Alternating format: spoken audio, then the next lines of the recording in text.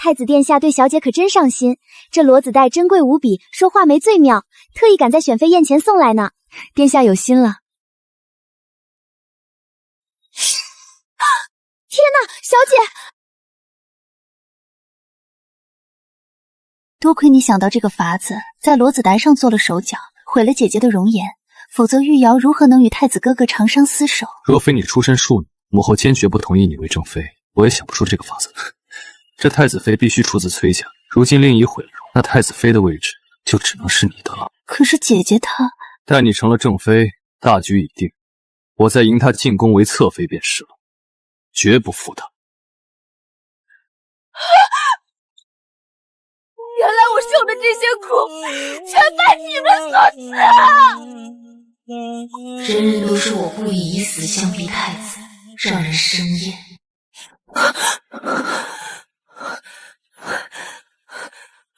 我没死，我回到选妃宴前日了。小姐，太子派人送了一盒罗子带来。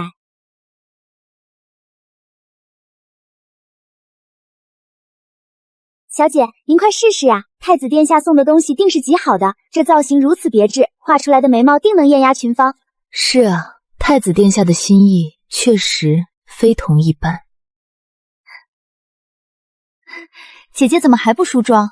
进宫选妃的时辰可快到了，切莫耽误了大事。太子对姐姐可真好，竟专门送来了这等珍贵的罗子带，看来太子妃定是姐姐莫属了。既然妹妹觉得好，那我怎么能独享呢？不如送妹妹几根，妹妹也拿去画画眉，一起沾沾太子的恩典，如何？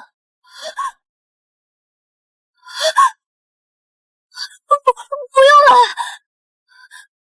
这是太子哥哥给你的，我一个庶女如何能用？张姐，我去外面等你，你快梳妆吧，时间来不及了。跑得可真快，连多看一眼都不敢。早知你们郎情似意，我又何苦做这恶人？这一世，我定顺水推舟。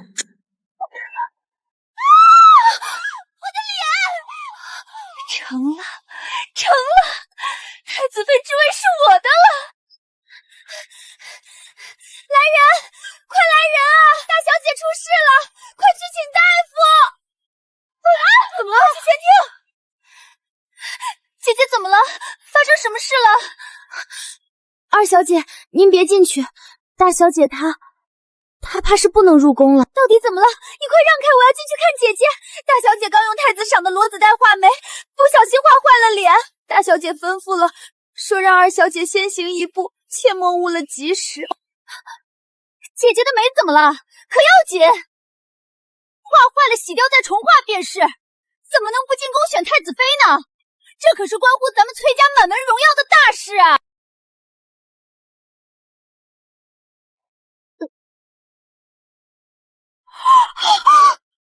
天哪，怎么会有血？妹妹，我这副样子实在无法见人，你再不助攻，怕是赶不到进宫的时辰了。我一会儿想法子干上妹妹，莫要因为我让崔府两位小姐都误了进宫的时辰，惹怒皇后娘娘。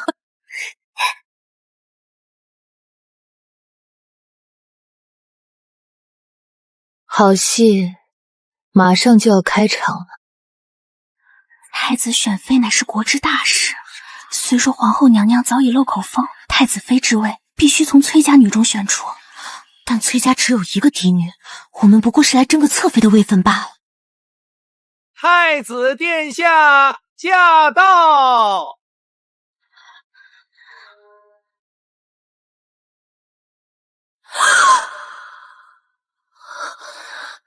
太子怎么会牵着崔家庶女的手？这可是选妃大典，成何体统？崔家嫡女崔令仪何在？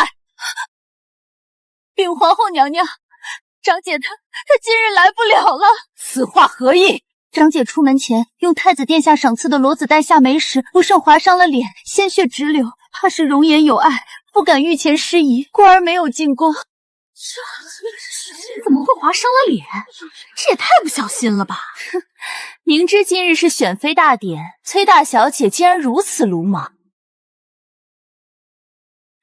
长姐自知容貌已毁，不能再参加选妃，所以特命玉瑶带崔家进宫选妃，请皇后娘娘明鉴。唉，想必是他太想在母后面前表现，心急之下又没用过这等珍贵的罗子带，一时没把好力度，这才伤了脸。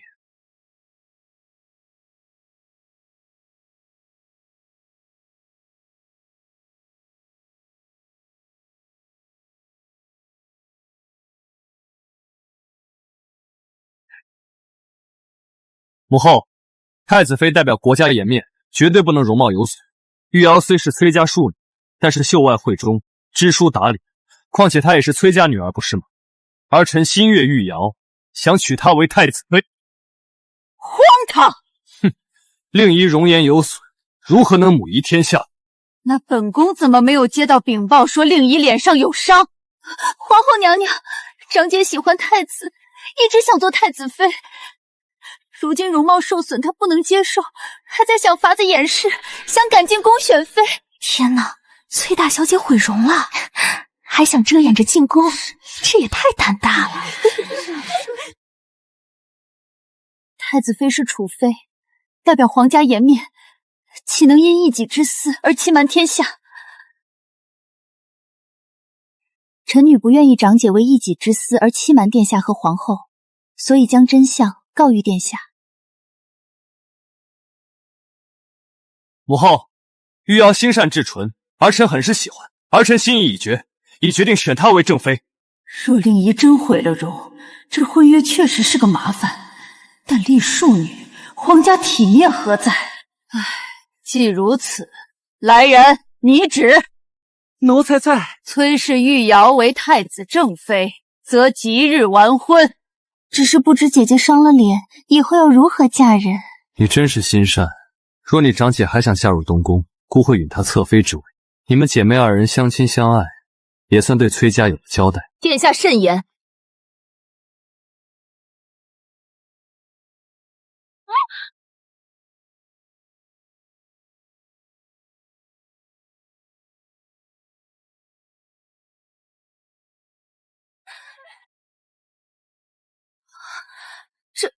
这就是毁容了，这也太美了。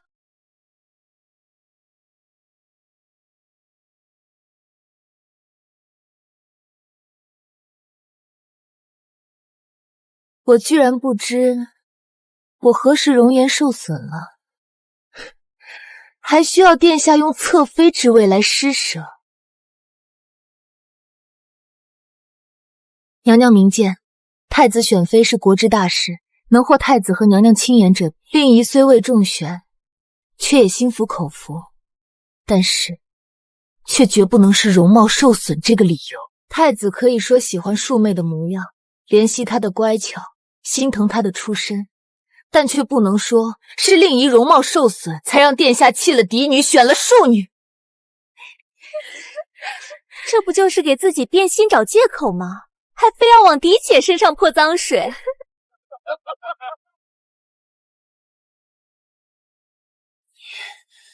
休要巧言令色！令仪，我知道你是用我送你的那盒罗子带化毁了容，你自己画眉不到，却不能因为想做太子妃而在这里说谎硬撑。我原本属于你做太子妃，但是如今这样，我如何能选你为妃？我允你做侧妃已是不易。你是崔家嫡女，当知做太子妃的重要，身体发肤绝不能有瑕。太子殿下，令仪从未说过要做太子妃，今日进宫选妃，仅仅是因为皇后娘娘的旨意。只是为何太子殿下和我的好妹妹连查都没查，就言之凿凿一口咬定我毁了容？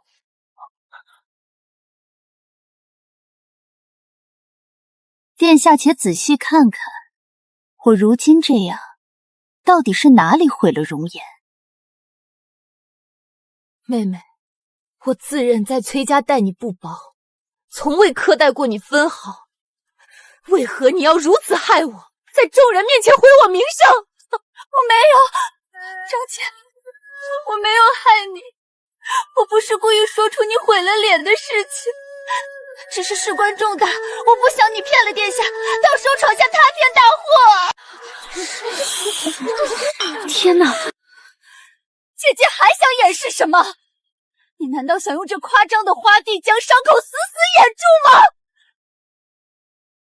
哼，终于抓到把柄。长姐平日说我是庶女出身，不配为高门正妻，入宫选妃也只是你的陪衬。可是如今是太子殿下选中了玉瑶，这也并非玉瑶的错啊！够了，孤断不会容你再次欺凌弱小。令仪，我一直以为崔家嫡女端庄大气，不是斤斤计较之人，没想到你为了一个位分如此心急，实在让孤失望。你既然说你没有划伤脸，那你可敢当众把花点拿下，自证清白？太子殿下疯了吗？女子当众卸妆，这可是奇险大祸呀！这简直是把崔家的脸面放在地上踩。这崔家庶女还真是好本事，几滴眼泪就引得太子连体统都不顾了。看那庶女信誓旦旦的样子，难不成大小姐脸上真的有致命的伤疤？崔令仪的容貌无人能出其左右，若是有伤，那可就太可惜了。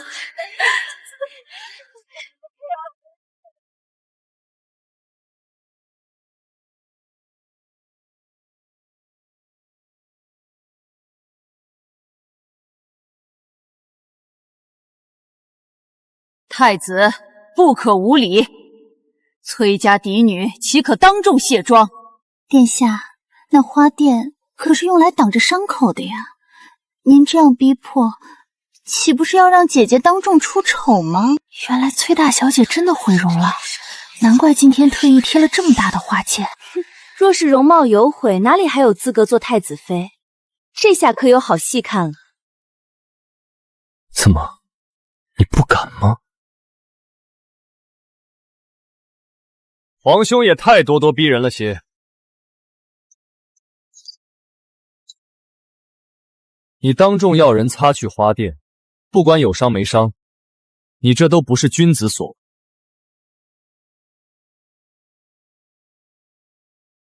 母后，皇兄此举实在唐突，不该当众辱了崔大小姐的清白和颜面。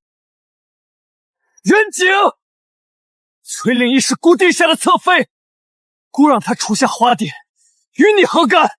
要你在这里多嘴！太子殿下，令仪从未答应过要入东宫做侧妃。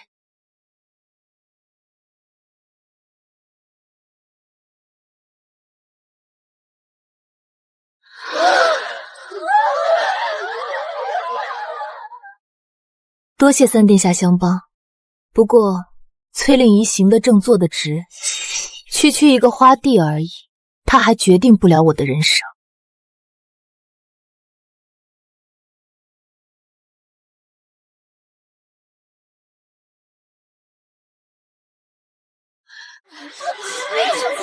这好好的呀，莫不是故意骗了太子？这庶女啊，果然都是心计深重。怎么可能？你明明受了伤，我明明亲眼看到你捂着眉毛的手上全是血。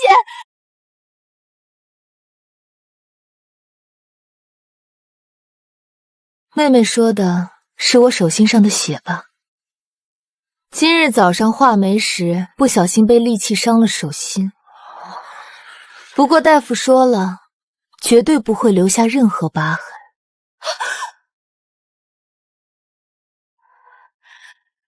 你是故意的，你故意说受伤，就是为了让我上当。妹妹这话就好笑了，若是你心里没鬼，又怎会如此迫不及待地想看我出丑？而且妹妹在说什么呀？早上我的丫鬟不是明明白白地告诉你，我画眉时受了伤吗？我何时说过是我脸上受了伤？不过为处理这伤口，我误了选妃的时辰，还未恭喜妹妹被选为太子妃。太子殿下，您怕是要好好查一查身边的人了。为何宫送到崔府的御赐罗子袋里，竟会藏有极其尖利的锐器？若非我的手先碰了罗子袋，受了伤才发现其中有鬼，怕是如今酿下大祸了吧？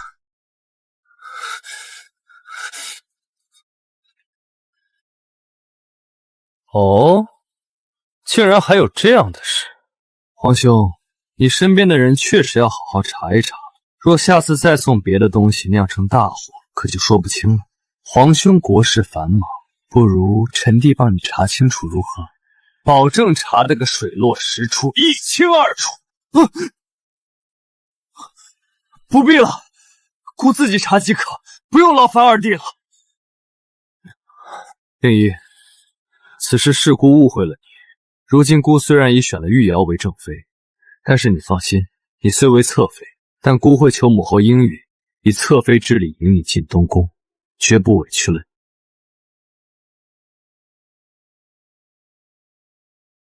请恕令仪不能从，崔家女绝不会与人为妾。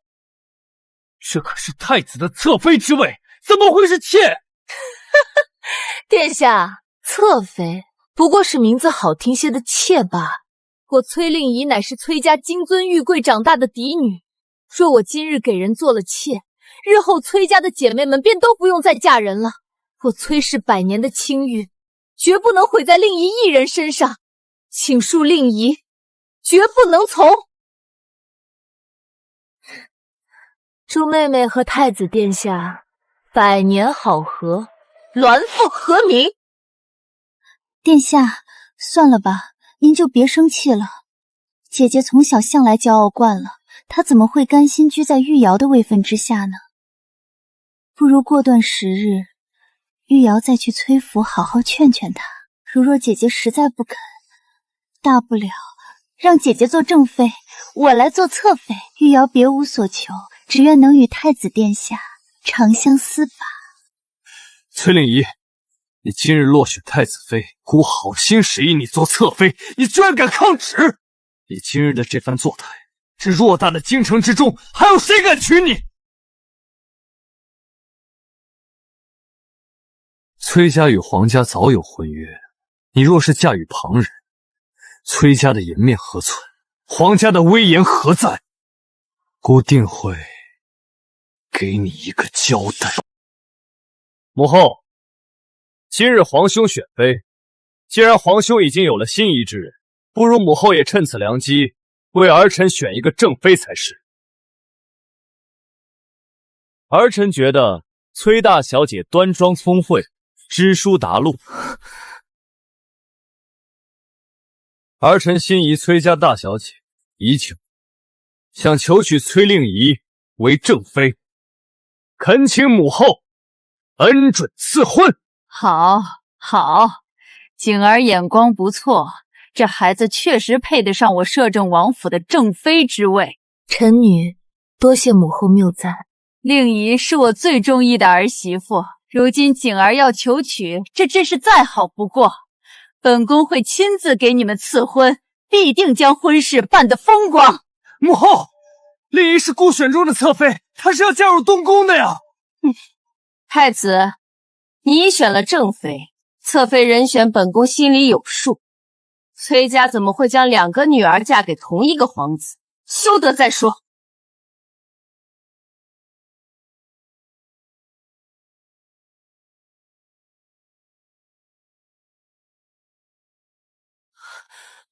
我刚从皇禧寺回来，听说选妃提前，又说你被毁了容貌，吓死我了！怎么你从太子妃变成了3皇妃？母亲莫急，事情有变，我脸没事。那个崔玉瑶真是好手段，居然背地里勾搭太子，要毁你容貌。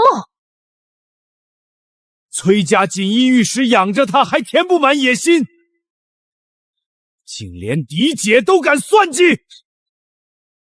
逆女，跪下！你是不是打算她毁了容貌，你就顺理成章成了太子妃？父亲冤枉，罗子丹是太子送的，女儿不知情。太子选我做正妃，我为了崔家只能应下。让你做正妃，另一座侧妃，崔家2个女儿都落在他手上，好心机。既为自己争了好亲事，便去做你的太子妃，但也不要说是我崔家女儿。爹爹，我也是你的女儿，我争亲事是因为你偏心长姐，只为她考虑，我就不能做一个高门宗妇吗？妹妹好糊涂，儿女联姻稍有不慎便是万劫不复。崔家有一个入火坑还不够，那见不得人的去处，只有你当成洞天福地。姐姐说的好听，太子已选我为正妃，你再不甘，也试着低头做个侧妃。崔玉瑶，东宫太子妃，除了你，我一点兴趣没有。你放心的待在东宫吧，无人与你抢那个位置。二小姐今日起禁足，没有允许，不许踏出府一步。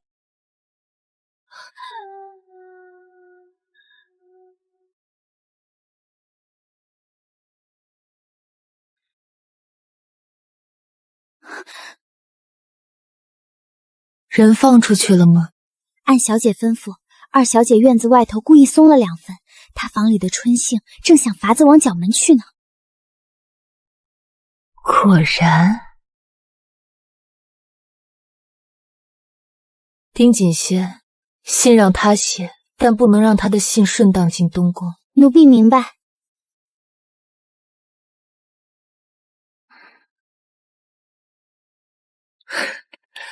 我曾经那样信任太子殿下，如今想来，却只觉得恶心。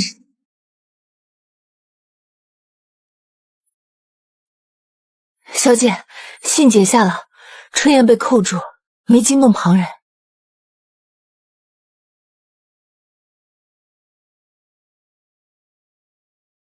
通篇哭诉父亲偏心，嫡母刻薄，把自己写得受尽委屈。事到如今，他竟还想着把我拖进东宫那个泥潭里，连不计较名分都说得出来。二小姐哪是求救，分明还想害小姐，她做了太子妃不够吗？她不是想害我，她是怕太子得了她却失了我，只有把我拖进去，她这个太子妃的位置才稳当。这世上最可怕的从不是坏，而是坏的理所当然。听说太子砸了书案，骂跪了一地的人，他还放话明日要亲自来咱们府上，说要带最后的礼，摆最足的情分，让人看见他念旧情，愿意负责。好一个负责，毁人容貌是负责，算计崔家满门也是负责。若只让他明日来碰一鼻子黑，倒太便宜他。小姐，这信可要送去给老爷和夫人看？看自然要看，却不是现在。我要的不只是戳穿他们的计谋，让人把消息不小心漏去东宫。就说二小姐信没送成，府里因她闹腾，父母已有些松动。只要太子明日亲自登门说几句软话，未必没有挽回机会。小姐是要引他来？他本就要来，既如此，不如让他来得更张狂些。人只有觉得自己稳操胜券，才会说真话，摔得也更沉。奴婢这就去办。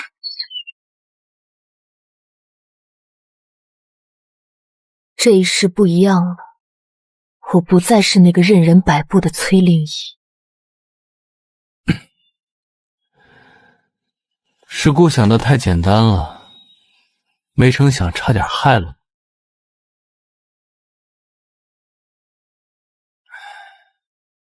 只是玉瑶实在可怜，她是庶女，若进东宫还是侧妃，怕是被人欺负看不起。你们是姐妹，想必不会计较。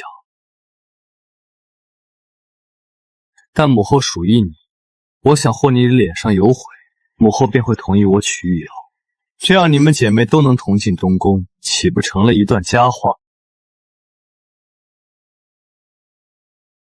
你居然把毁掉一个女子的容貌说得如此理直气壮！可我说了，我会娶你为侧妃，我会负责的呀。殿下，皇后娘娘已将我许配三皇子，以后此事就不必再提了。玉仪，这太子正妃之位，你就这么想要吗？可是若夺了玉瑶的太子妃之位，旁人怎么想？对你名声不好啊。而且我说了，我会对你的爱是一样的。不必，我不会嫁一个满心算计要毁我容貌之人，而且背着我与庶妹勾搭，实在让我恶心。你这么在意位子，那正妃你来做。玉瑶懂事乖巧，想必不会计较这个。太子皇兄是说要娶我的王妃吗？皇兄怕是忘记了，母后已为我与崔大小姐赐婚，她如今是我的未婚妻。今日母后院里的腊梅开了，我摘了一枝来送你，没想到皇兄也在。多谢殿下，我很喜欢。我倒知晓京郊有一处梅林，不知殿下可有空，可以一同赏梅。我今日正是来要你去赏梅，没想到我们想到一处去了。玄景，你可知你在干什么？皇兄，父皇知晓此事，极是高兴，已安排礼部拟旨。这样的赐婚可有问题？何况皇兄当着众人说心仪的是崔二小姐，会娶她为太子妃。太子殿下，你不要玉瑶了吗？你后悔选我为太子妃了是吗？若不是她，姑怎会失去崔家嫡女的助力，在这受辱？你哭什么？身为太子妃，要为姑排忧解难，若可助姑一臂之力，让出正妃又有何妨？难不成你也是爱慕虚荣的人？你不是说不论名分也心甘情愿的吗？玉瑶实在害怕殿下心里有了别人，不再联系玉瑶而已。回东宫。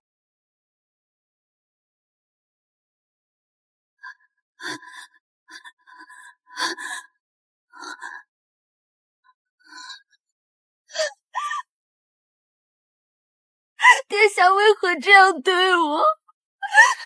明明你说只要我帮你，便护我一世周全。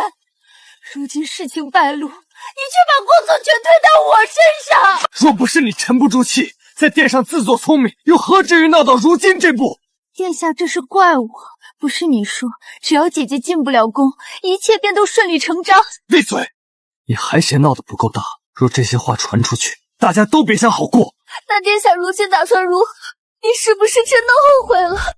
姑后悔的是没早看明白情义这种东西最是无用。你姑能替姑拉来崔家吗？能堵住满朝文武的嘴吗？所以在殿下心里，我究竟算什么？算你还有个太子妃的名头。你若聪明，就安安分分坐稳这个位置，别再添乱。去一趟柳家和周家，就说姑明日想见上两位大人，若夫人和小姐们有空，也可赴母后明日的梅宴。是。柳家为清流之首，周家握经营重兵，他要的从不是我们之间的情分，而是他那摇摇欲坠的权柄。小姐，太子也太薄情了些，这便急着派人去拉拢柳家和周家的娘子。他从来心悦的都不是谁，不过是对他有用的人和事。你猜的没错，太子今日受了折辱，必死不痛，崔家自然会转头去寻别的助理，所以他看中了柳家与周家。一文一武，周家能替他拉出观众人心，即便只是侧妃，也比一个太傅府侍荣许。这么说来，崔玉瑶费尽心机抢来的位置，还没坐稳，便要被人从底下抽空了。你倒一点也不意外。可太子要的从来不是情，他今日能踩着我上位，明日便也会被更有用的人踩下去。还有一事，我原本想明日再同你说。母后明日会在京郊梅林赏梅，实则是借着风雅名头看一看京中适龄贵女。若太子相中了，侧妃之事便可顺势定下。难怪太子急着去柳家与周家，原来连明日的局都已经看准了，真是可笑。明日我会陪你同去，你必有太子会再击生事，也不必独自面对那些试探与目光。好啊，那明日的赏梅宴咱们便去看看。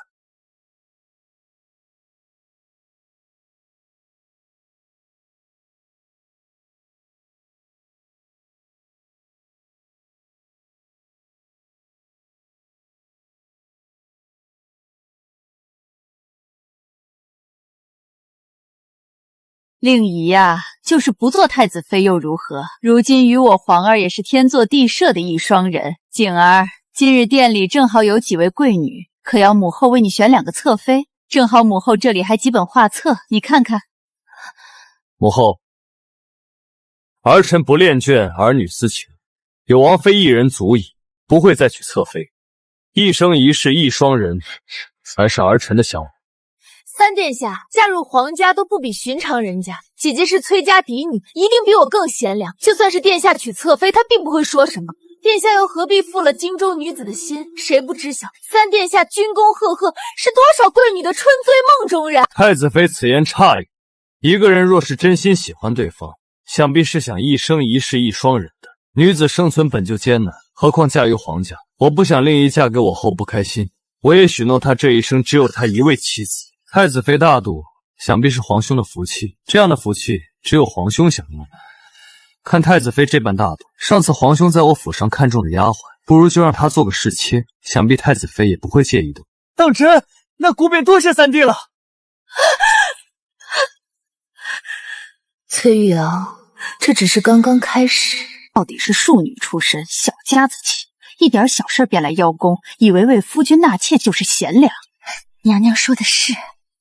蜀吴宫中女子，若非太子当初坚持要娶她为正妃，本宫实在不想认下这个儿媳妇，只希望太子的2位侧妃入东宫后，早日生下长子才好。到时候，本宫自有筹文。父亲，这算什么？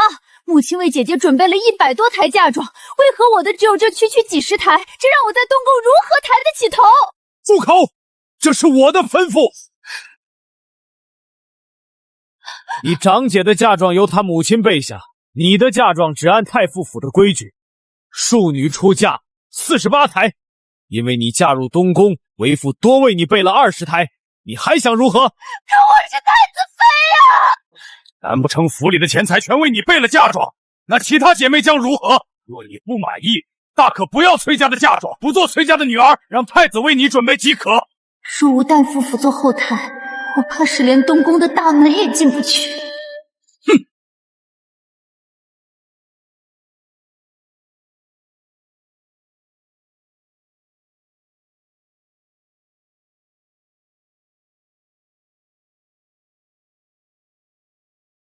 姐姐今日是来看我笑话的。你都要做太子妃了，我有什么可笑你的？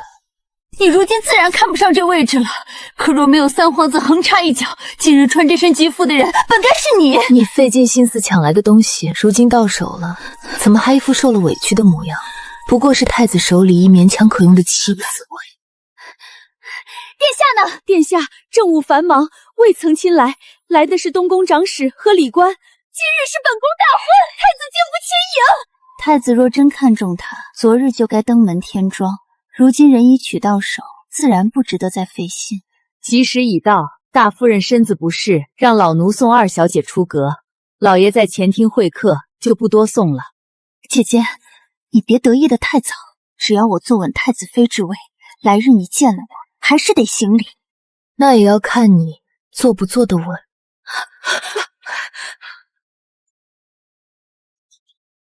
小姐，外头可热闹了。东宫的仪仗原就不隆重，谁知走到朱雀街口，正撞上柳家车定。柳家那位姑娘可是皇后定下的侧妃人选。前世你们联手毁了我的一切，如今风水轮流转，也该你尝尝什么叫做看似登天，实则坠井。但这还远远不够。小姐，东宫那边更绝，花轿到了正门，守门的人竟把轿子晾在外头好一会儿，最后出来个管事太监，请太子妃娘娘从旁边的角门入府。角门？那可不是正妃该走的路。这不是存心打她的脸吗？大婚之日，角门入府，这出折子戏才刚刚唱到最精彩的地方。听说柳侧妃府上备了100多台嫁妆呢，这太子妃寒酸的不得了。可不是嘛，皇后娘娘赐的玉如意都不是满翠的。三皇子下个月大婚，娘娘可是准备亲自出席呢。等两位侧妃进宫，这太子妃怕是未必做得。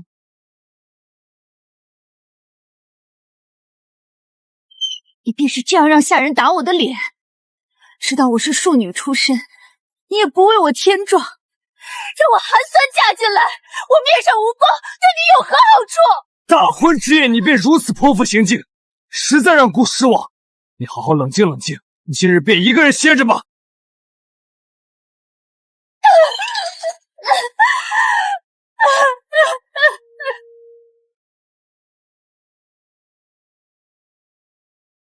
姐姐大婚，妹妹特来添妆，这是母后赏的玉如意，我送与姐姐，也好放在嫁妆第一台，长个面子。怕是有负妹妹心意了。嫁妆的前面10件都是皇上和皇后赏下的添妆，怕是轮不到妹妹这柄玉如意了。怎么可能？你只不过是皇妃，怎么可能赏这么多？三皇子可是帝后最喜欢的嫡幼子，战功赫赫，他怎么好意思呢？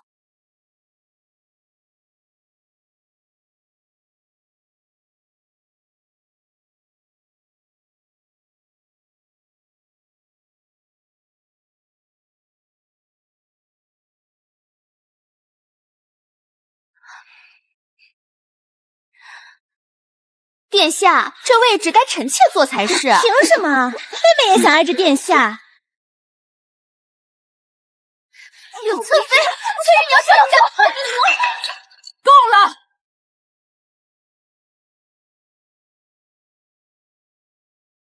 太子，你的后宅如此混乱，你便放任不管？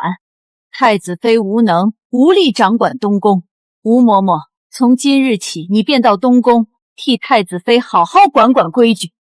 皇后娘娘有旨，太子妃新入东宫，年轻识浅，先由老奴协理公务，待娘娘学稳了规矩，再将对牌奉还。吴嬷嬷，本宫才是太子妃，才更不能让东宫再出笑话。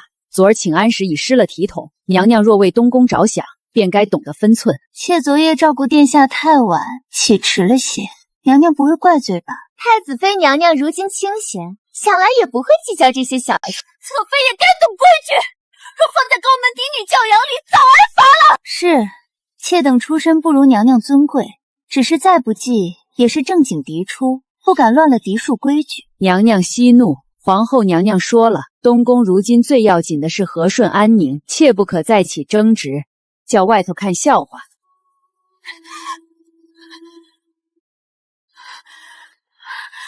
安分守己，好一个安分守己！当初你们嫌我野心太大，如今我真被困在这东宫牢笼里，连求救都换不来一句关切。原来崔家是真的不要我了。不过是父皇给他练手的差事，也值得你们一个个跑成这样。殿下息怒，如今朝野都在夸赞三皇子连破户部和军马2桩大案，办事稳妥。滚！都给我滚出去！不仅是朝堂，外头人人都在传三皇妃设宴待客，进退得体，把三皇子府打理的滴水不漏。反观东宫，简直是个笑话。殿下，你还坐得住？外头都在夸三弟夫妻同心，夸崔令仪贤良能干。进东宫这些时日，你替姑做成了什么？殿下，妾也想帮您，可吴嬷嬷夺了中妃，侧妃又处处掣住，妾根本无从插手。没用的东西，除了哭你还会什么？当初是您说会护着我，会让我做最尊贵的人。护着你，你既不能替姑稳住崔家，也压不住东宫后宅。如今连母后都厌了你，这个太子妃有什么用？为殿下后悔了是吗？姑最后悔的就是当初被你那点眼泪和乖顺迷了眼，押错了筹码。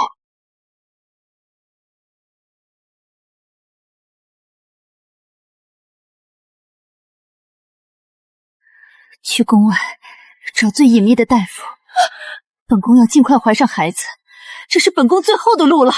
殿下早知道太医在瞒着我，我这辈子都不能有子嗣了。既知晓，又何必再问？你出身不好，若生下长子，对孩子并非好事。所以你纵容侧妃和后宅耗空我的身。当初成亲实在草率，即便你没有子嗣，日后荣华富贵少不了你的。只是后位，别再奢望。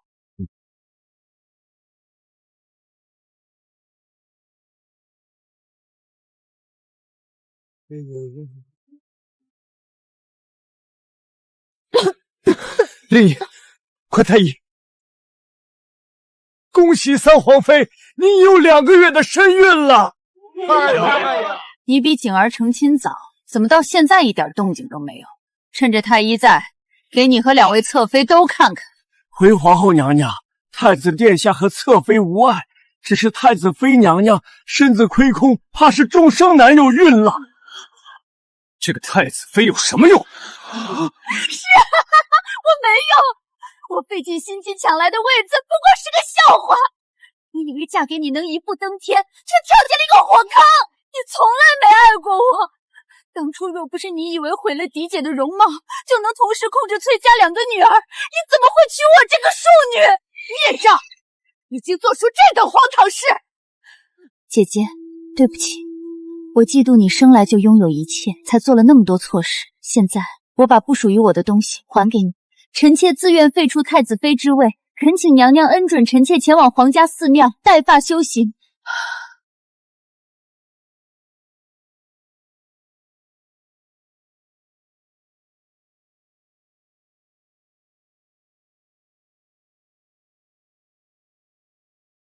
姐姐，你来了。